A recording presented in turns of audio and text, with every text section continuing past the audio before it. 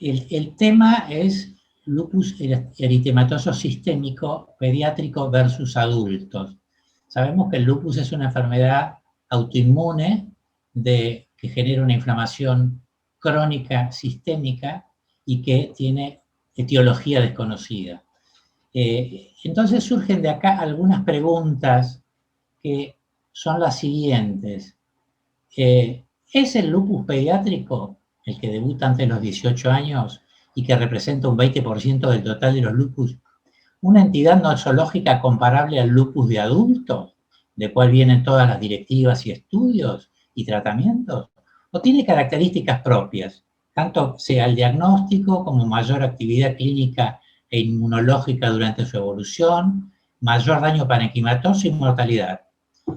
Bueno, porque si fuera así, necesitaríamos de nuevas estrategias y de nuevos tratamientos, seguramente. Debemos clasificar el lupus pediátrico teniendo en cuenta la edad, así que vamos a hacer una clasificación por edad al debut. Tenemos por un lado el lupus neonatal, donde se desarrolla en parte de la vida fetal y parte del periodo neonatal. Tiene que ver con la prevalencia de anticuerpos Ro, la RNP en la mamá. Tenemos por otro lado el lupus monogénico, que debuta en los primeros 5 años de la vida y tiene que ver con mutaciones mayoritariamente con lo que tiene que ver con la vía clásica del complemento y con el interferón. Y tenemos el lupus pediátrico, que es el que se desarrolla entre los 5 años y los 18 años, que es poligénico, de patogenia autoinmune y tiene desencadenantes ambientales. Empecemos con el lupus neonatal. Sabemos que tiene que ver con la transmisión placentaria del RO, el A y el RNP, estos anticuerpos, que los títulos altos de ambos anticuerpos aumentan el riesgo de bloqueo cardíaco, que 50% de las mamás con RO y LA en títulos elevados son asintomáticas, y que la prevalencia del RO y LA en mujeres sanas es muy bajo, pero en mujeres con lupus llega hasta el 40%. La clínica es bradicardia fetal o neonatal. Esta puede llegar a ser una lesión definitiva. El rash en la cabeza y en la cara, periorbitario, tal cual vemos aquí en esta foto, puede haber compromiso hepático, hematológico y neurológico. El lupus pediátrico monogénico tiene en general un fenotipo temprano severo, comienza antes de los 5 años, hay antecedentes de consanguinidad, hay historia familiar de enfermedades autoinmunes en parientes de primer grado, y se han identificado hasta la actualidad más de 30 genes en el LES monogénico o lupus-like, y la frecuencia mayor de estas alteraciones genéticas reside en los genes que tienen que ver con el complemento, con la primera parte de la vía clásica, como ustedes ven aquí en la diapositiva, y hay otros que tienen que ver con genes que están vinculados a la producción de interferón. Este tipo de cosas genera alteraciones de la autoinmunidad y comparando con el lupus poligénico, este lupus monogénico es una enfermedad severa, con compromiso grave del sistema nervioso central, alta mortalidad e infecciones recurrentes que tienen que ver con esta alteración de la inmunidad. Con respecto al lupus familiar, acá hay un grupo de una cohorte latinoamericana que ha estudiado el lupus familiar y ha visto que es más o menos el 10 al 12% de los casos de lupus. Y este grupo latinoamericano vio que 14% de los familiares de primero, segundo y tercer grado tienen enfermedades autoinmunes tipo lupus, artritis reumatoidea. Y entonces Compact tomó 1.776 pacientes con lupus, de los cuales 1.110, es decir, el 94% era lupus esporádico, y 66 pacientes que eran lupus familiar. Y hizo una comparación entre ambos grupos, y entonces vio que en el familiar es prevalente el daño musculoesquelético respecto del lupus esporádico en forma significativa, hay más lupus discoide y hay mayor compromiso del sistema nervioso central. Con respecto a los índices de actividad, índices de daño y a la mortalidad, no hubo diferencias. Acá vamos a tomar una serie de los canadienses que muestran que el lupus pediátrico tiene una incidencia de 0,3 a 0,9 por 100.000 niños por año, que da una prevalencia de 3,3 a 8,8 niños por 100.000 niños de prevalencia. La prevalencia es 3 veces más alta en asiáticos, afroamericanos e hispanos que en caucásicos. Esta incidencia y prevalencia está 6 a 7 veces arriba de la incidencia y prevalencia del lupus de adultos. Es decir, es 6 veces menos prevalente, 6 veces menos prevalente el lupus pediátrico que el lupus en los adultos. Y los asiáticos, afroamericanos e hispanos tienen 3 veces más chance de tener lupus que los caucásicos. Con un promedio de edad de 11 a 12 años y un curso severo y un aumento de daño por la enfermedad, por la actividad de la enfermedad y por el tratamiento. Es decir, que acá ya vemos dos variables que son interesantes, una que es un lupus más activo y otra es que el tratamiento es generador de daño.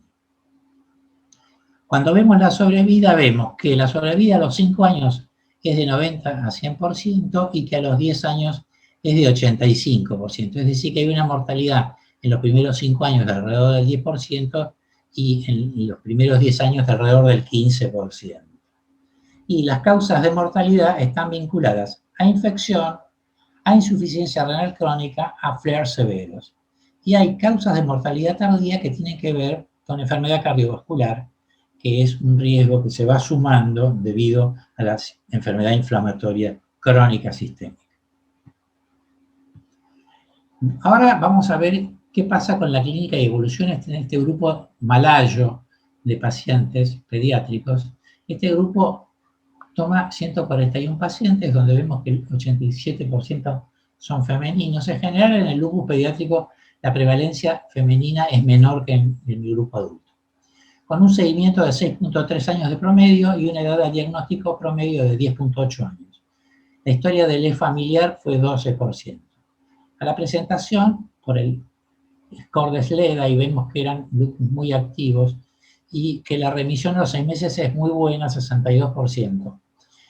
Que hubo una prevalencia de síntomas como fiebre, lupus cutáneo, compromiso renal. Fíjense que nefrítico, nefrótico en el 93%, es decir, un compromiso renal alto y severo a la vez, con una buena remisión con el tratamiento. Pero ¿qué vemos? Que al año había casi 40% de daño parenquimatoso en distintos órganos, por ejemplo el lobular 29%, del cual 93% estaba relacionado con los corticoides, es decir, el tratamiento. Hubo alteración importante del crecimiento, hubo insuficiencia renal crónica terminal de más del 3% y una mortalidad también alta del 1,4%. Cuando vemos en este mismo grupo, vemos que los daños, tomando el índice de daño de SLIC y Colegio Americano de Reumatología, vemos que el daño ocular, el neuropsiquiátrico, el músculo esquelético, etcétera, son muy prevalentes, es decir, que hay un daño instalado precozmente. Las conclusiones llevan a que este lupus pediátrico tiene alta actividad al diagnóstico, buena respuesta sostenida al tratamiento y aumento del daño acumulativo en órganos y la necesidad de mejorar estos tratamientos, de tener tratamientos que mejoren el control de la actividad precozmente y que tengan baja cantidad de efectos adversos. Acá vemos una serie del Reino Unido donde ellos estudiaron cuáles serían los predictores de nefritis. Fíjense que el compromiso renal es más frecuente en el lupus pediátrico.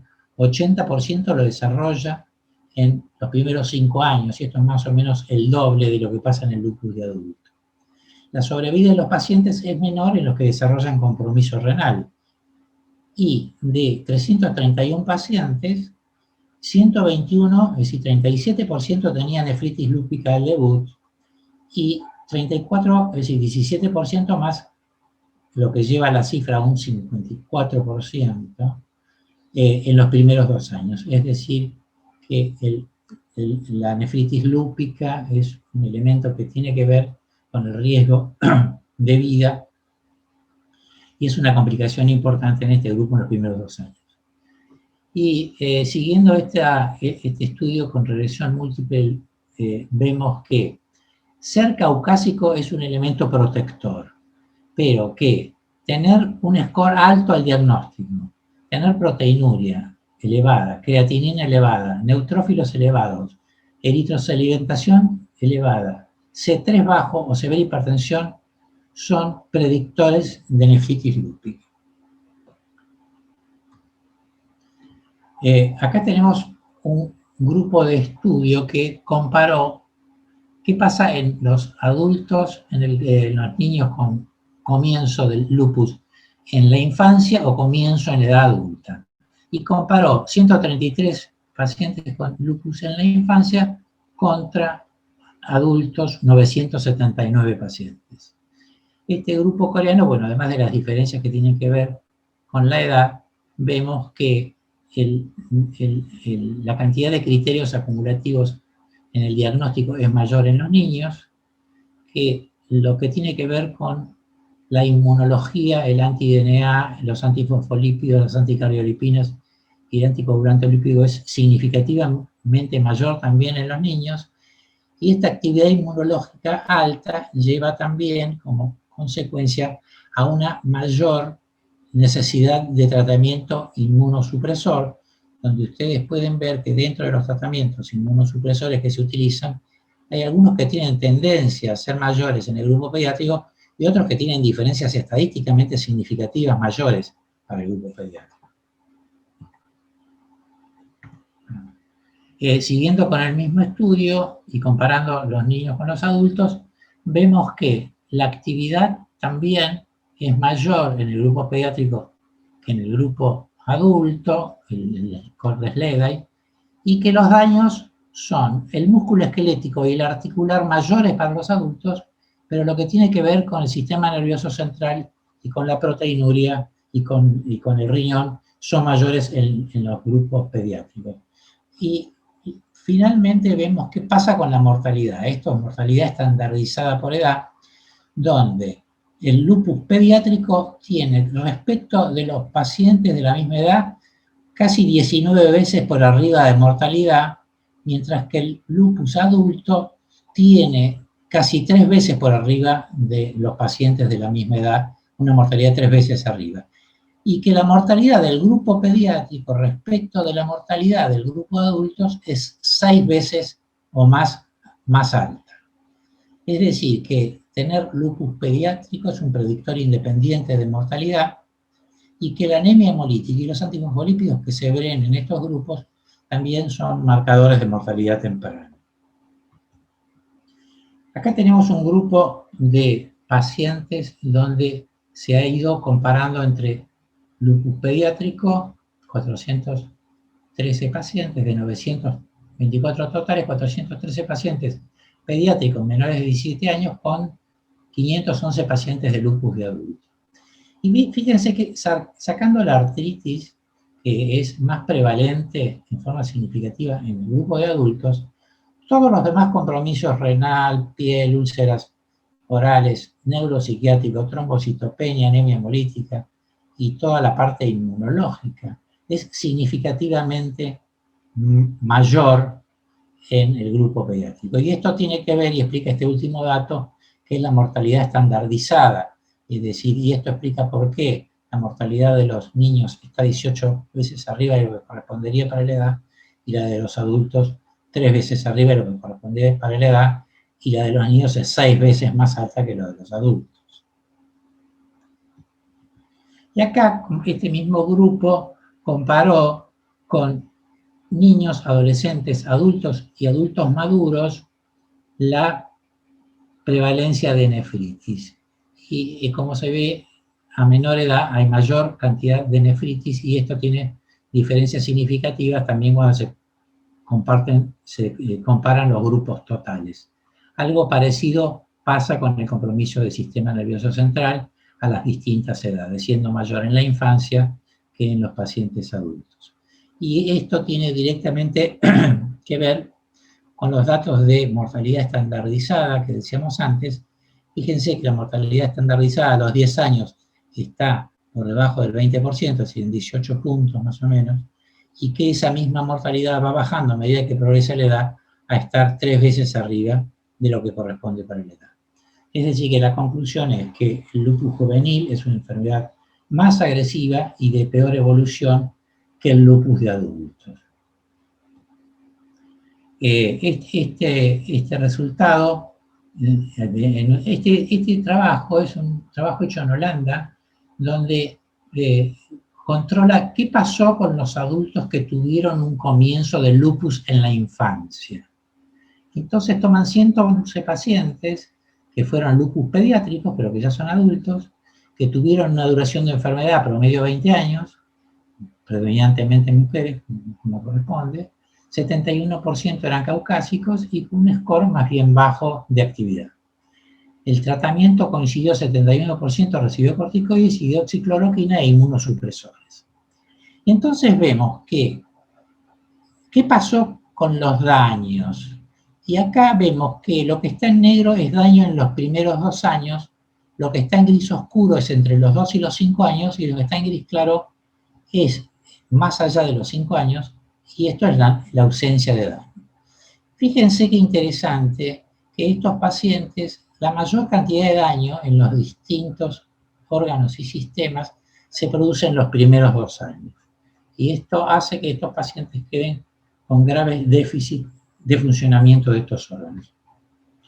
Y cuando vemos qué pasó, también vemos que el 62% de estos pacientes tenían daño que era distinto en el músculo esquelético, en el neuropsiquiátrico y en el renal, que lo vemos acá, y que estos pacientes tuvieron precozmente, promedio 20 años, accidente cerebrovascular, trasplante renal promedio a los 24 años, reemplazo por artroplastias promedio 34 años, infarto de miocardio promedio 39 años.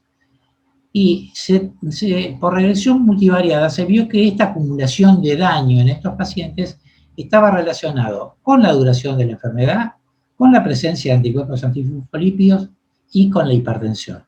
Es decir que, en conclusión, la mayoría de los pacientes desarrolló daño significativo a temprana edad. Gran preocupación para los pediatras que manejamos a estos pacientes. Esto exige que tengamos nuevas estrategias. Y por suerte han aparecido un montón de nuevas estrategias que tienen que ver con el diagnóstico, con el seguimiento y con el tratamiento, que pasamos a verlas ya.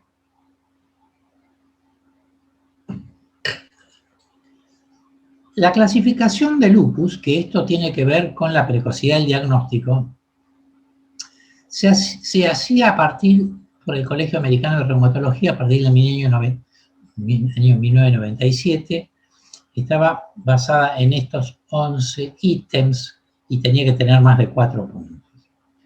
Esta fue reemplazada por la clasificación SLIC del 2012, que tenía criterios clínicos 11 y criterios inmunológicos 6, y que de estos 17 criterios era necesario tener uno clínico o uno inmunológico por lo menos, y tener más de 4 de estos criterios para hacer diagnóstico de lupus. Salvo que la biopsia tuviera una biopsia compatible con lupus y anticuerpos anti-DNA, o FAN positivos. Es decir, esto ha sido reemplazado ahora, estos criterios, tanto el de 1997 como el SLIC, por la Liga Europea de Lucha contra el Reumatismo en el año 2019, que estableció un score que es más sensible, más específico y tiene una combinación más alta de estos dos datos. Es decir, tendríamos un método de clasificación mucho más abarcativo y específico. Este método consiste en lo siguiente: para entrar en esta clasificación hay que tener anticuerpos antinucleares mayor o igual a 1 en 80 en células EP2, si no, no clasifica. Y luego de entrar con este FAN positivo, debe reunir por lo menos 10 puntos utilizando criterios del dominio clínico o del dominio inmunológico. Como ustedes ven, acá hay varios criterios dentro de cada uno de estos y se tomaría el más alto en cada situación. Por ejemplo, si hacen falta 10 criterios y un FAN positivo para hacer diagnóstico de lupus, si tenemos una biopsia renal clase 3 o 4 y un FAN positivo, eso ya estamos en 10 puntos y podría ser, o pasaría a estar clasificado como lupus con un método de alta sensibilidad y especificidad.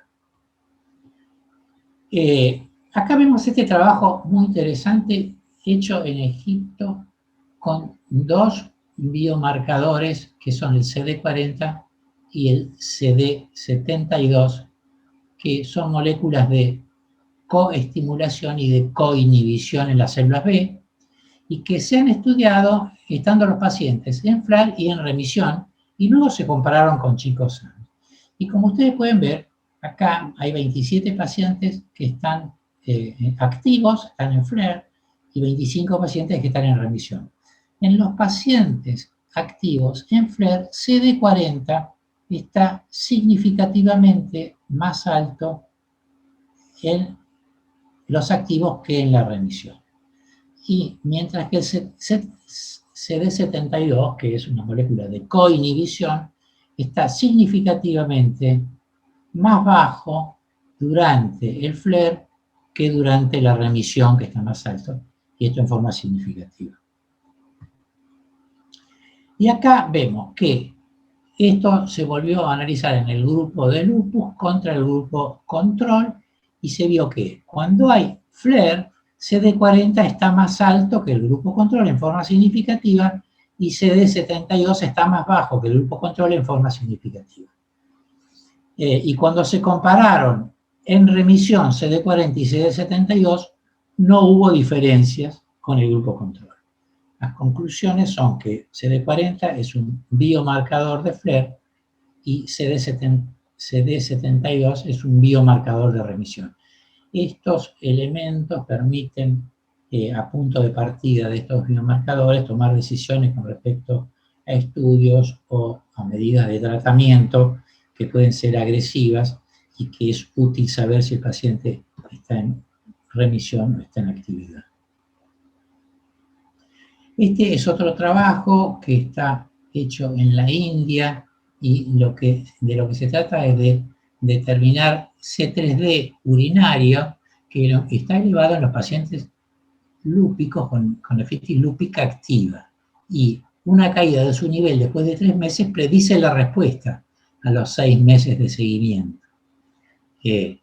Esto se hizo en 28 pacientes con LES activo, con una edad promedio de 26 años, y 4 pacientes con LES inactivo, con duración de enfermedad 3 años promedio. Y vemos que durante la actividad, la relación C3D-creatinina en orina pretratamiento estaba en este rango de 388 nanogramos mililitro. Y que los pacientes que lograron una remisión a los 6 meses, a los 3 meses tenían una baja significativa respecto de este primer valor, ya a los 3 meses lo que predecía una respuesta a los 6 que vuelve a bajar significativamente con respecto al anterior. Esto muestra que los pacientes que respondieron parcial o completamente a los 6 meses mostraron diferencias significativas a los 3 meses, es decir, es un buen predictor de respuesta al tratamiento.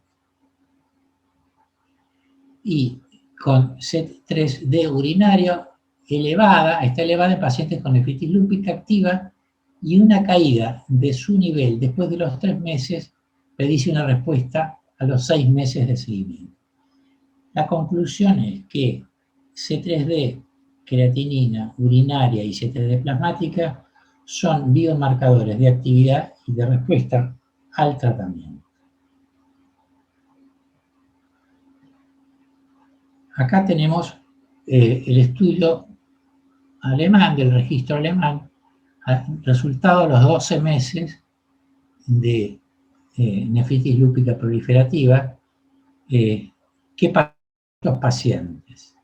Se vieron 79 pacientes con edad de 13 años 7 meses y una histología de 86% era clase 4, con una proteinuria en rango nefrótico en 55 pacientes y con un filtrado ligeramente disminuido. Es decir, que eran pacientes muy dañados, muy activos. Y se observó que no hubo diferencias en la remisión completa cuando se utilizaba ciclofosfamida comparada con micofenolato, o en la remisión parcial cuando se comparaba ciclofosfamida con micofenolato. Y que la respuesta entre la parcial y la completa llegaban casi al 79%, casi el 80%. La proteinuria en rango nefrótico fue un factor de riesgo de peor evolución, y como podemos ver acá, 80% de los pacientes tuvo complicaciones: toxicidad por los corticoides, 23% infección, alteraciones menstruales, leucopenia y alteraciones importantes en más del 78% de crecimiento en varones. Acá vemos que resultado de este mismo registro alemán, los pacientes muestran una buena respuesta ya a los 3 meses en casi todas las variables: filtrado, proteinuria, una caída significativa, lo mismo acá, la proteinuria, la normalización del C3 y la caída de los anti-NA. Pero vemos que acá hay pacientes, los pacientes varones tuvieron una peor respuesta. El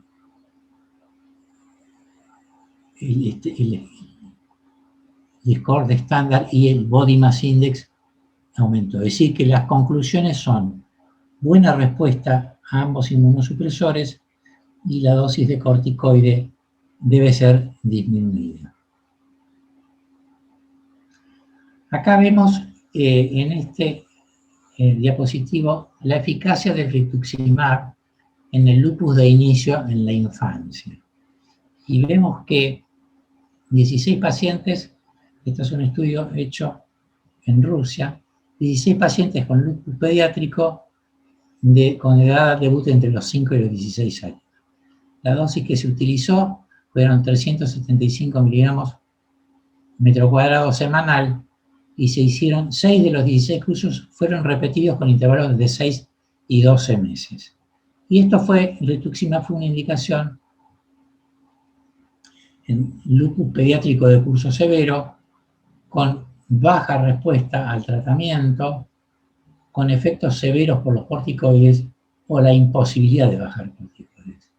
Y este tratamiento mostró una diferencia significativa en el score SLEDAI, donde hubo diferencias significativas, y también en